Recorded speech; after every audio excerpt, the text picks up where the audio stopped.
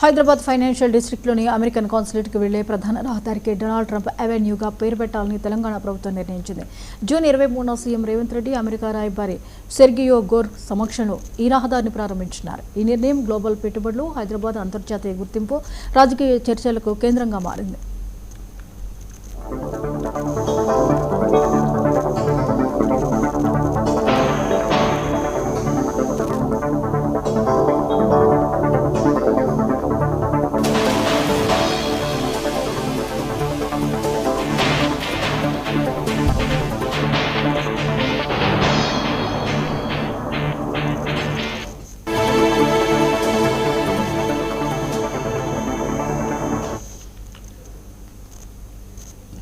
హైదరాబాద్లోని ఒక కీలక రహదారికి అమెరికా అధ్యక్షుడు డొనాల్డ్ ట్రంప్ పేరు పెట్టాలని తెలంగాణ ప్రభుత్వం తీసుకున్న నిర్ణయం రాజకీయ, ఆర్థిక, దౌత్య వర్గాల్లో చర్చనీయాంశంగా మారింది.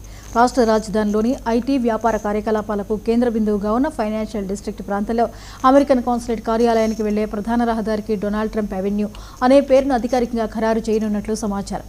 ఈ కార్యక్రమాన్ని ఈ నెల 23న నిర్వహించేందుకు రాష్ట్ర ప్రభుత్వం ఏర్పాట్లు చేస్తోంది.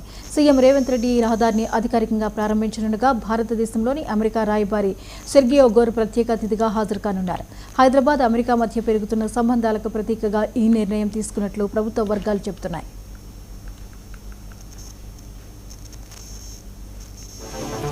ఈ ప్రతిపాదన కొత్తది కాదు. గత ఏడాది నిర్వహించిన తెలంగాణ రైజింగ్ గ్లోబల్ సమిట్ సందర్భంగా రాష్ట్ర ప్రభుత్వం అంతర్జాతీయ భాగస్వామ్యాలను ప్రతిబింబించే విధంగా కొన్ని కీలక నిర్ణయాలను ప్రకటించింది.